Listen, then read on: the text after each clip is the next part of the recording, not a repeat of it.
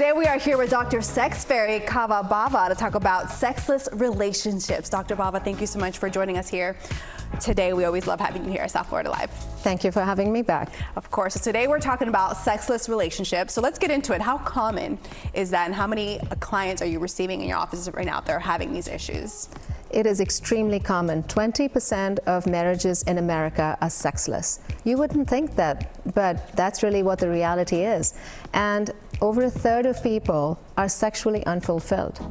And what are the main causes of this in relationships? What do you see are some of the outside factors that may be causing this sexless relationships within different marriages around the world? Well, you know, they are the obvious ones that everybody knows about: money, work, children, sports schedules, those things. But what people don't realize is that men start to have performance issues very early in life. And they're embarrassed to admit it to themselves, let alone to their spouse. So testosterone, just to give you a small example, starts declining in men at the age of 30 by 1 to 2% a year. Women have a more drastic decline later with their hormones when it comes to menopause. So ED as well, it starts early. Blockages start forming early. So if they don't get help for this, they're embarrassed to admit to their spouse that they simply can't perform. And also sleep is another issue.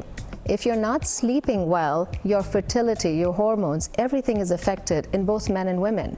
So that's a huge problem, causing sexless relationships as well, and denial. Right. So what is your number one advice for couples who are dealing with this right now? What's the first step that they should take? Show each other kindness and show yourself kindness. And then I would say admit that there is a problem, because denial is not helping anyone. Then I think they should get help from a professional who specializes in sexual medicine, because it's a very unique subset of issues to look at. And I think too many doctors in the regular medical field tend to miss these issues.